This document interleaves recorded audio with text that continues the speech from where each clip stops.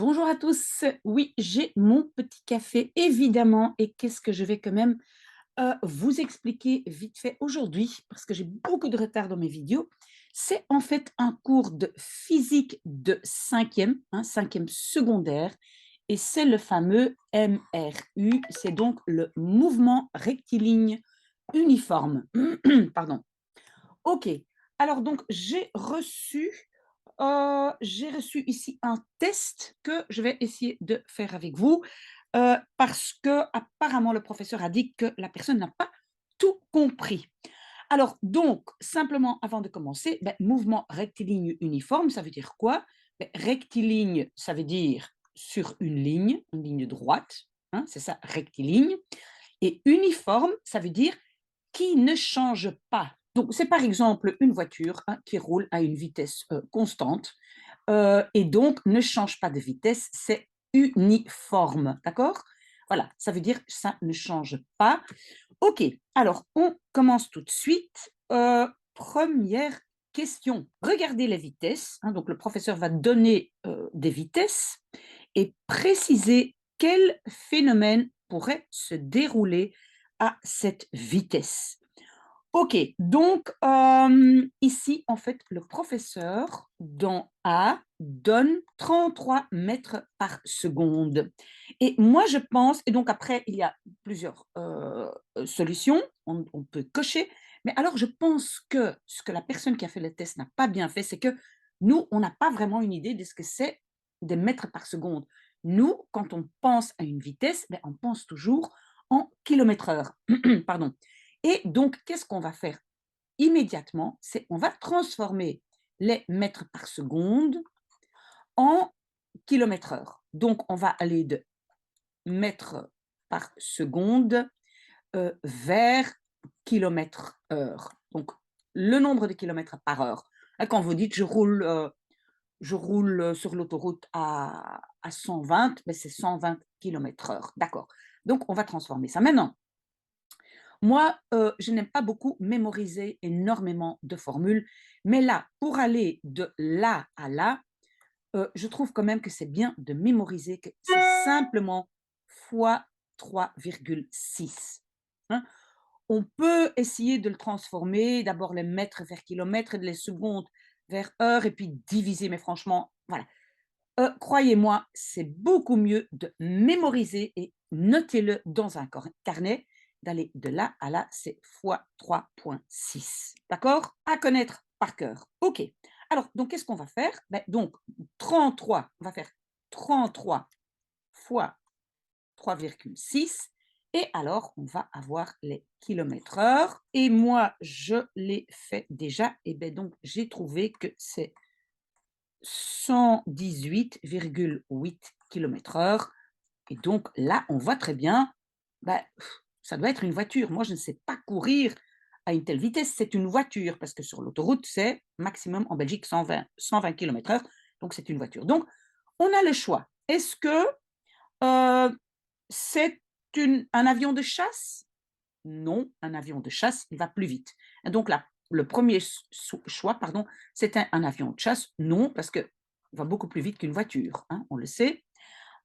Est-ce que c'est une voiture sur l'autoroute? Oui, donc nous, on va cocher ça. Et la troisième possibilité, c'est est-ce que c'était la vitesse d'un enfant sur un vélo? Euh, non, ça, voilà.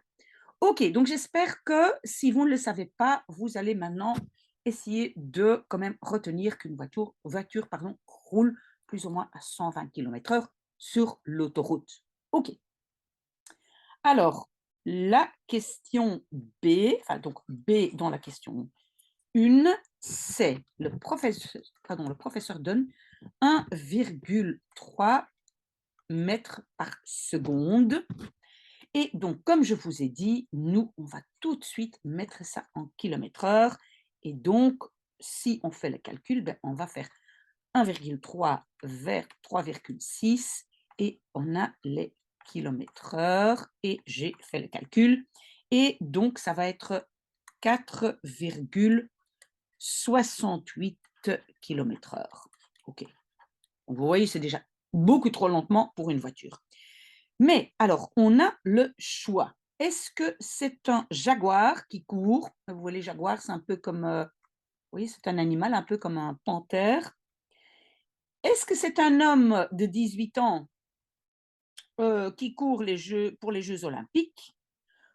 Ou est-ce que donc ici je vais dire court, hein, court vite, ou est-ce que c'est aussi un homme ou un être humain de 18 ans et qui marche, heu, à une vitesse normale? Voilà, marche. Là aussi, voilà, vous devez quand même avoir plus ou moins une idée. Bah, un être humain qui court vite, qui est entraîné et qui court pour les Jeux olympiques, beh, ça c'est plus ou moins, on va dire, 40 km/h, hein. Donc vous devez vraiment avoir une plus ou moins une idée de ça. Si on marche, on n'arrive jamais à ça, hein, jamais, jamais, jamais. OK, donc, si c'est, 4,68, eh ben, écoutez, moi, je dirais alors, c'est un homme qui marche, parce qu'évidemment, un jaguar, il court très, très vite, d'accord? Donc vous devez avoir cette idée. Jusqu'à présent, 3 choses à retenir, les fois 3,6, une voiture sur l'autoroute, plus ou moins 120 km/h, et un homme qui court très vite, plus ou moins 40 km/h. OK? Alors, on a C, et C, c'est quoi? C'est 0,1 mètres par seconde. Eh bien, qu'est-ce qu'on va faire? Évidemment, on va faire 0,1 fois 3,6, et alors on va voir les kilomètres heure. Et moi, je l'ai fait, et donc c'est égal à 0,36 km/h. Et vous avez déjà compris, c'est très, très, très lentement. D'accord? Parce que déjà, un homme qui marche, voilà, c'est ça. OK? Alors, on a le choix. Est-ce que c'est une tortue? Bah oui, moi je vais cocher tortue, hein, c'est très, très lentement. Est-ce que c'est un chat? Non, parce qu'un chat peut courir assez rapidement aussi. Est-ce que c'est un autobus? Non, certainement pas. Voilà, OK. Donc, on peut conclure que c'est très, très lentement et ça doit être la tortue. J'efface mon petit tableau et nous sommes à la question 2. Et la question 2, elle nous dit quoi? Lors d'un orage, un éclair a, et on donne t égale à 0. Donc ça veut dire le temps est égal à 0, ça veut dire le début, hein. Quand le temps est 0, ça veut dire le début. Donc un éclair, on voit un éclair, à un certain moment, hein, que considère comme 0. Et 7 secondes plus tard, il y a le tonnerre. Sachant que le son se déplace à 300 mètres par seconde, pourquoi j'ai écrit V son? Ben, c'est la vitesse du son est 300 mètres par seconde. Et la lumière, presque instantanément, donc ça veut dire que la vitesse de la lumière, on va dire, est la même chose. À quelle distance de vous est tombée la foudre? Donc, on demande une distance. Une distance en physique, on va souvent appeler ça x. Et un changement de distance, pardon, on va dire c'est delta x. Delta, ça veut toujours dire le changement de mon élément. Donc, la distance x, on parle aussi donc de vitesse, et on parle aussi de temps, parce qu'on nous a donné un temps, et donc on parle aussi de temps, t, et si on parle d'un changement de temps, donc entre un tel moment à un autre, on parle de nouveau de delta t. Donc les petits triangles, là, c'est delta, ça veut dire le changement. Donc, nous avons 3 éléments. Donc, la distance qu'on va exprimer en mètres, la vitesse, on va l'exprimer en mètres par seconde, hein, d'accord? En physique, c'est toujours on exprime par mètre par seconde, mais dans le temps réel, souvent on le dit, enfin toujours on le dit en kilomètres, kilomètres par heure, et le temps, on l'exprime en secondes. Vous voyez, on a des mètres par seconde et des secondes. OK. Et qu'est-ce qu'on demande maintenant? On nous demande justement la distance de nous. Donc ça, ici, on nous demande. Alors, on réfléchit bien. Qu'est-ce qu'on a vu comme formule? Ben, il y a une formule en physique. Notez-la dans votre petit carnet.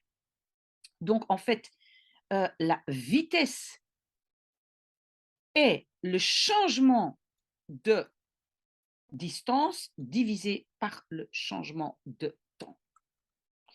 C'est une formule à retenir. Pardon, ici c'est x, hein. Oh, pardon. X, pardon, distance x, pardon, exprimée en mètres, mais x. Cette formule-là, vous la notez. Alors ici, donc, on va demander le delta x. Alors, qu'est-ce que je vais faire? Je vais transformer ma formule. Donc, delta x va être, ben, mon delta t, il va aller de l'autre côté et se multiplier. Donc, va être v multiplié par delta t. D'accord? La vitesse multipliée par le temps. OK. Très bien, on a ça. Maintenant, on va tout mettre dedans. Qu'est-ce qu'on a comme distance? Ben, rien du tout, parce que c'est ça qu'on cherche. Donc ça, on n'a pas encore. On laisse. Qu'est-ce que nous avons comme V, comme vitesse? Ben, nous n'avons qu'une vitesse, c'est celle-là. Donc celle de lumière est la même. Donc nous avons 300 mètres par seconde. Qu'est-ce que nous avons comme delta t, donc comme changement de temps? Donc on a quelque chose qui ici se passe à temps est égal à 0, et ici on a quelque chose, le tonnerre, qui se passe à temps égal à 7, parce que c'est 7 secondes plus tard. Donc quel est alors le changement de temps? Ben, 7 secondes, de 0 secondes à 7 secondes. Donc nous parlons d'un laps de temps de 7 secondes. Donc on va multiplier par 7 secondes. Hein. Le temps a changé de 0 à 7, donc le changement de temps est de 7 secondes. OK, alors on peut faire le calcul. Ben, on va déjà que les secondes là et les secondes en dessous, on peut éliminer. Et donc, nous pouvons dire que le changement de distance de moi à là où la foudre est tombée est égal à 300 fois 7, ça fait 2100 mètres. Voilà, ça c'est, donc si on demande à combien de distance, non, à quelle distance de vous est tombée la foudre, ben, c'est à un peu plus de 2 km, donc 2100 mètres. Voilà, troisième question. La troisième question est un peu difficile parce que je sais qu'en secondaire, quand on travaille avec des graphiques, ben, les élèves sont complètement perdus et c'est vrai que si vous décidez de ne pas regarder, étudier les graphiques, en secondaire, tant pis, vous gardez ça pour l'université. Mais donc ici, on va recevoir 3 graphiques et donc vous devez indiquer, je pense, parce que ce n'était pas très clair dans les copies, graphique de la vitesse constante. Donc on reçoit 3 graphiques que je vais vous dessiner. Voilà mes différents graphiques. Alors, si vous ne comprenez pas ceci, c'est pas grave, hein, vous oubliez. Mais donc, alors, on a chaque fois, donc en dessous, ici, sur l'axe X, on a toujours le temps. Donc, le changement de temps. Donc, j'ai 1 seconde, 2 secondes, 3 secondes, 4 secondes, etc. Donc, le temps s'écoule. Ici aussi et ici aussi, ça c'est dans les 3 graphiques. Alors, qu'est-ce que nous avons ici à la verticale, donc l'axe Y? Ben, nous avons donc la position de, on va dire, ma voiture qui change. Donc, ma voiture avance, on va dire, d'1 mètre, 2 mètres, 3 mètres, 4 mètres, etc. Voilà, ça c'est le changement de position de ma petite voiture. OK. Alors ici, la même chose, on a donc le temps en dessous et on a de nouveau le changement de position, donc de nouveau les secondes là et les mètres que ma voiture avance. OK. Et alors ici, j'ai le temps et j'ai la vitesse. OK. Je commence par le troisième, parce que donc ici, c'est la vitesse. D'abord, je roule, on va dire, à du 5 à l'heure, du 10 à l'heure, du 15 à l'heure, du 20 à l'heure, etc. Mais regardez, je vois déjà ma vitesse est constante. Et quand je vois la ligne, mais vous voyez, la ligne, elle monte, donc c'est pas possible. Ça veut dire que plus je roule, plus ma vitesse est grande. Non, la vitesse est constante. Donc, si je devais indiquer ma vitesse dans ce graphique-ci, ben, ça serait une ligne droite, par exemple. Je roule toujours ici, disons que ça c'est 50 km/h. Si ma vitesse est constante, ben, ça serait comme ça. je roule, que je roule 1 heure, 2 heures, 3 heures, ma vitesse est constante, vous voyez?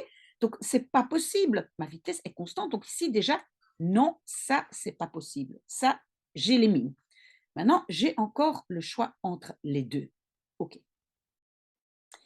Alors, réfléchissez bien. Donc ma vitesse est constante. Ça veut dire que si je roule 1 mètre, pardon, si je roule 1 seconde, j'avance d'1 mètre. Ou bien si je roule 1 seconde, peut-être j'avance de 2 mètres. Et quand je roule 2 secondes, j'avance de 4 mètres. Et quand je roule, voilà. Mais la vitesse est constante, ça veut dire que les 2, les les axes X et Y, montent ensemble. Voilà. Donc c'est une ligne droite. Si c'est 1 seconde, 1 mètre, ben, ma ligne est tout à fait au milieu.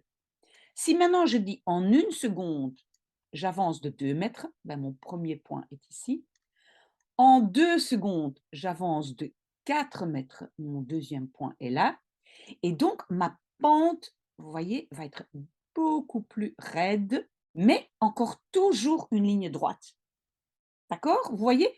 Ça ici, cette lignée-là, ça veut dire 1 seconde, 1 mètre. Si c'est 1 seconde, 2 mètres, voilà.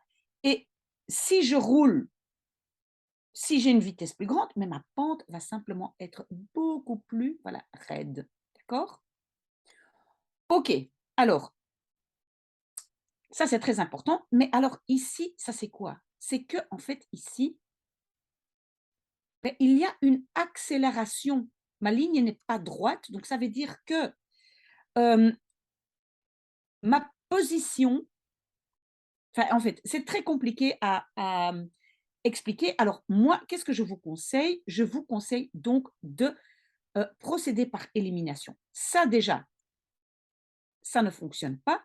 Alors retenez que donc les paraboles, hyperboles, donc des lignes courbées, là, il y aura toujours un changement de vitesse qui normalement en physique on appelle A. Donc il y aura un élément A, d'accord? Une accélération ou une décélération, OK? Et si c'est juste une vitesse constante, vous avez une ligne droite. Moi, je pense qu'on peut s'arrêter là, sinon vous allez juste être perdu. Alors, est-ce que j'ai encore de la place pour une quatrième question? Oui, je pense donc. Alors, décrire les vitesses et indiquer toutes les caractéristiques du vecteur vitesse. OK. Donc, on parle ici de vitesse et on parle des vecteurs vitesse.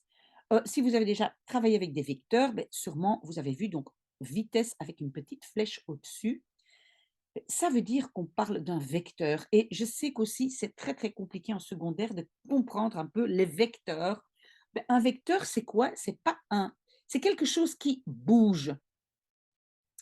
Peut-être que vous allez essayer de comprendre. On va donc parler, par exemple, d'une voiture qui roule. Beh, une voiture qui roule, elle a en fait un vecteur a toujours, on va dire, 3 composants.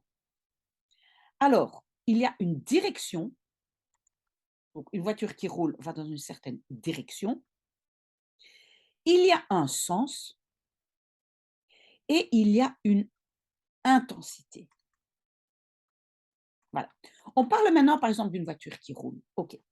La voiture roule, on va dire, de Bruxelles à Anvers. D'accord?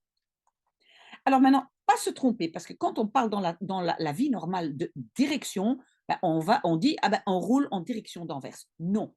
Pour les vecteurs, la direction, ça veut dire que, ben, c'est en fait la ligne sur laquelle la voiture se déplace et nous, on va dire, la direction, en fait, elle est horizontale. Alors quel est le sens? Là, justement, le sens en physique, c'est ce que nous, peut-être, on appellerait, donc la direction, c'est ça, hein, voilà, c'est on peut dire une ligne horizontale, voilà, entre Bruxelles et Anvers. Quel est le sens? Beh, le sens, c'est donc, vers Anvers. ou vers l'avant, hein, si la voiture, elle est comme ça. Donc ça veut voilà, ça c'est le devant, hein, ici vous avez les phares. Donc de Bruxelles à Anvers, donc on peut dire vers l'avant, hein, elle roule dans ce sens-là. Alors l'intensité, ça c'est quoi alors? Bah, l'intensité, pardon, ça veut dire elle roule à quelle intensité? Beh, c'est la vitesse.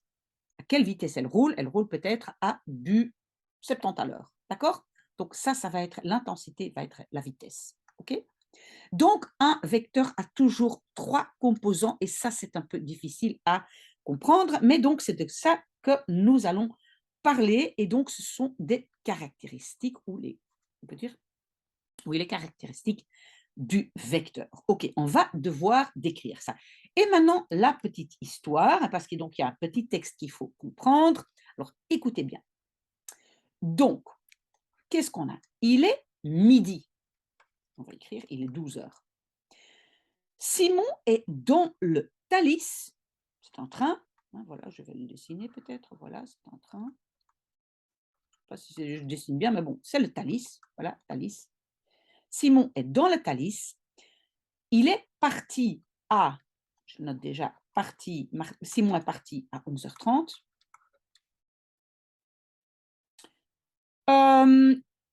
De Paris. Il est parti de Paris, roulant à, et donc j'ai la vitesse, donc le train roule à 300 km/h vers Bruxelles midi. Donc on peut dire, ici le Thalys, on va dire Paris, Bruxelles. Bruxelles midi, c'est là qu'il arrive. OK. Le train se déplace en ligne droite. Oui, on sait ça, donc voilà, ligne droite, voilà. Simon est assis à l'arrière. Donc, il est assis. Ici, c'est notre petit Simon. Là, la grosse boule. Il va vers le wagon restant à l'avant. Donc, il va se déplacer vers l'avant. Donc, Simon, il va de là à là. D'accord? Il marche à une vitesse de 5 km/h. Donc, Simon, ou pardon, V de Simon, vitesse de Simon est égale à 5 km/h. Et en fait, ici, j'aurais dû dire vitesse du train, Thalys est 300 km/h. OK, nous avons tous les éléments. Et maintenant, donc, le professeur dit, il y a 2 référentiels. On a le référentiel numéro 1, voilà. Et donc, le référentiel, c'est le train. Donc, ça veut dire que c'est Simon par rapport au train. La référence est le train. OK, donc ça veut dire que, je le mets entre parenthèses, Simon par rapport au train. Alors voilà, nous allons maintenant donc parler de notre vecteur vitesse et comme je vous ai dit, il a 3 caractéristiques. Alors, il a donc une direction, un sens et une oh là là, je n'écris pas bien là, sens et une intensité. Voilà. Alors, la direction, c'est quoi la direction de Simon par rapport au train? Ben, Simon, il marche de l'arrière vers l'avant. Vous voyez, on ne voit pas peut-être pas très bien, mais donc ça veut dire la direction, la ligne sur laquelle il marche, ben, c'est la longueur du train. Il va de l'arrière vers l'avant. La longueur du train. On n'a pas encore dit s'il marche de devant à l'arrière ou de l'arrière à l'avant, mais il marche sur cette horizontale, la longueur du train. Alors, il va dans quel sens? Ben, il va, nous on sait, il va vers l'avant. Ça, c'est le sens. Simon marche vers l'avant. Et l'intensité, pardon, ben, il marche à quelle intensité? Ben, il marche à 5 km/h. 5 km par heure. D'accord? OK, maintenant, on a un deuxième référentiel que vous devez aussi expliquer. Et donc, bah, la référence, donc, c'est Simon vers la Terre. Parce qu'on a maintenant dit Simon vers le train, mais le train, il roule aussi. Et maintenant, en fait, notre référence, c'est, on va dire, terrestre ou la Terre. Pourquoi? Parce que c'est ça, justement, qu'on veut savoir à quelle vitesse Simon va avancer, lui étant dans le train. Donc maintenant, on va donc expliquer le vecteur vitesse, mais donc Simon par rapport à la Terre. OK, et donc on prend de nouveau notre vecteur vitesse qui a 3 éléments. Donc, il y a une direction, il y a un sens et il y a une intensité. La direction, Simon, dans son train, il se trouve sur la ligne, ou on peut dire sur l'axe, ou sur, vous pouvez dire aussi l'horizontale. Hein, moi, j'écris maintenant l'axe. Vous pouvez écrire l'horizontale, Paris-Bruxelles. On n'a pas encore dit ce qu'il va vers Paris ou vers Bruxelles, mais il se déplace, Simon, sur l'axe Paris-Bruxelles. D'accord? Alors, il va dans quel sens? Ben, vous savez, de la petite histoire que j'ai lue, ben, vous savez qu'il va vers Bruxelles. D'accord? Ça aurait pu être vers Paris, mais maintenant, il revient, donc c'est vers Bruxelles. OK. À quelle intensité? Et maintenant, attention, parce que Simon, lui, il marche à du 5 km/h. Mais le train, entre-temps, il se déplace aussi en même temps. Donc, finalement, Simon, par rapport à la Terre, ben, c'est les 5 km/h plus les 300 km/h. D'accord? Ils se déplacent ensemble, donc voilà, les deux vitesses, on doit les additionner. Donc, finalement, l'intensité de Simon par rapport à la Terre, en dessous de ses pieds, est de 305 km/h. Voilà. J'espère que vous avez compris ça. Si ce n'est pas le cas, vous me posez des questions. Je vais effacer mon petit tableau parce qu'on continue. Voilà, 5e exercice, mais moi, je vous dessine d'abord un graphique. Voilà, j'ai dessiné ici un peu le graphique. Il n'est pas vraiment très bien fait. Ici, en fait, ça descend beaucoup moins vite. Bon, écoutez, je vais essayer de vous expliquer. Vous voyez donc ici, on a le temps et là, on a la position. Voilà. Et alors, donc, qu'est-ce qu'on demande? La partie A, calculer la vitesse instantanée au point J. OK.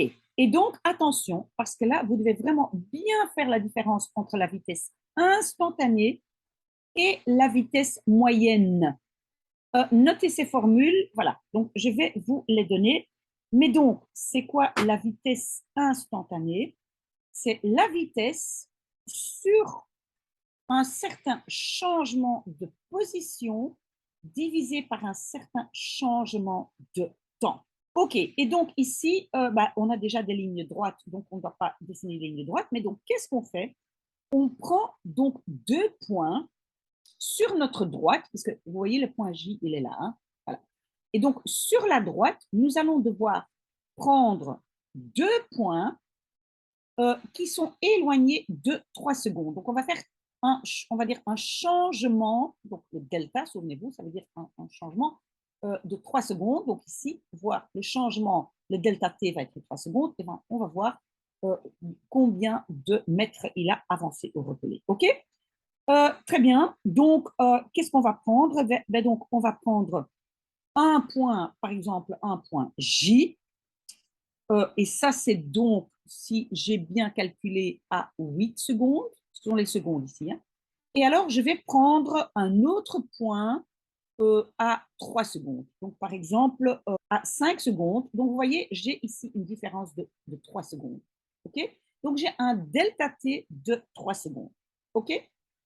Alors, donc maintenant, je vais regarder mes deux positions. Donc, mon premier point et mon deuxième point, je vais donc essayer de, voilà, de l'écrire. Donc, mon premier point est à 5 secondes. Et combien de mètres il a avancé à 5 secondes? Donc, vous devez essayer de regarder. Mais donc, chez moi, vraiment, franchement, ce n'est pas précis. Hein.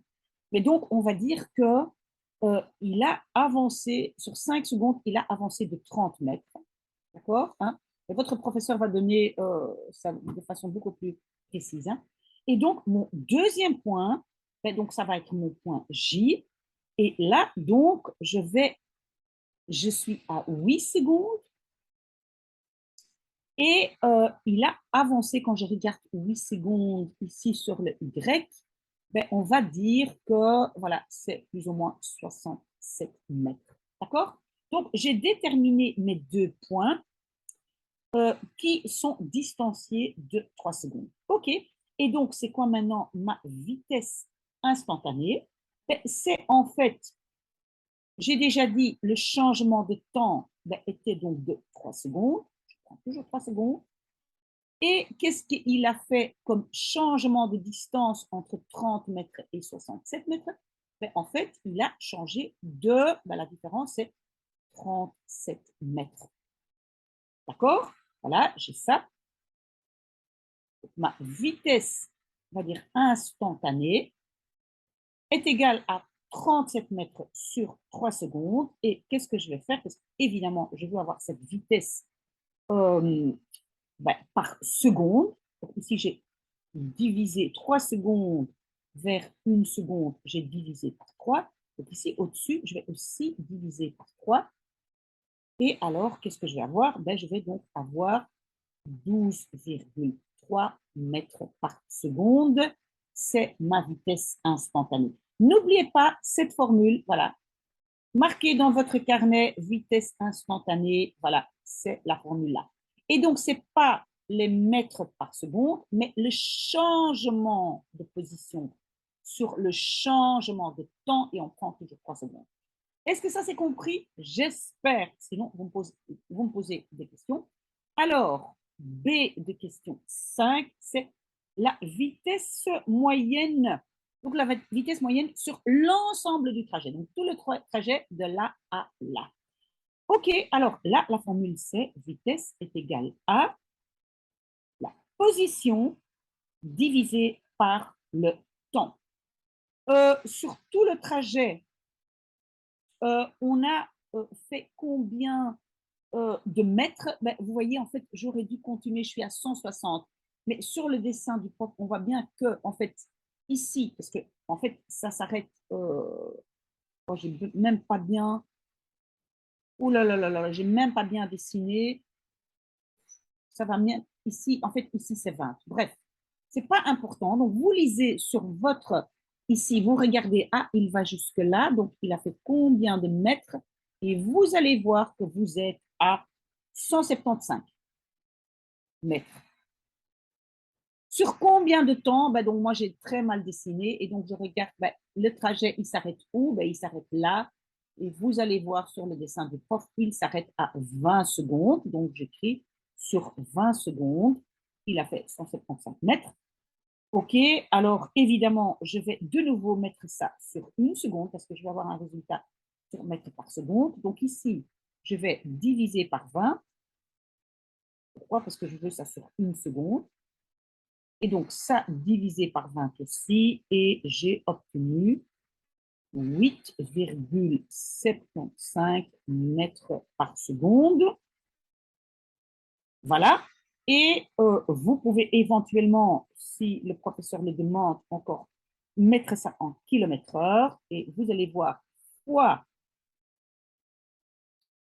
3,6, alors vous allez avoir 31,5 km/h. Ça, c'est donc, voilà, votre vitesse moyenne sur l'ensemble du trajet. OK, donc cette formule-là aussi, vous écrivez vitesse moyenne, c'est la formule-là, vitesse instantanée, c'est la formule-là. J'espère que vous avez compris ça. Alors, on a encore, il m'a presque fini. Alors, élément C, et qu'est-ce que le professeur demande? Ben, évidemment, moi, j'ai mal dessiné, mais le professeur demande que se passe-t-il au point K? Vous voyez ici, K. Qu'est-ce qui se passe? Ben, en fait, vous voyez, donc, j'avais déjà expliqué dans le graphique de la vitesse, mais vous voyez ici, il monte à une certaine vitesse. Mais là, qu'est-ce qui se passe ici? La ligne est beaucoup moins raide, la pente est beaucoup moins raide. Vous voyez ça? Donc, ça veut dire qu'en fait, il va ralentir. Il continue toujours, mais il se déplace beaucoup moins en 1 seconde. Donc, ça veut dire qu'il ralentit et on appelle ça donc en termes, on va dire, de physique, on appelle ça une décélération. Ça veut dire qu'il ralentit. Je pense que vous pouvez aussi simplement dire qu'il ralentit. Voilà, je pense que j'y suis. Ça, c'est tout le test. S'il y a des questions, vous savez où me trouver. Posez-les-moi. Voilà, bon travail, bon courage à vous. À bientôt.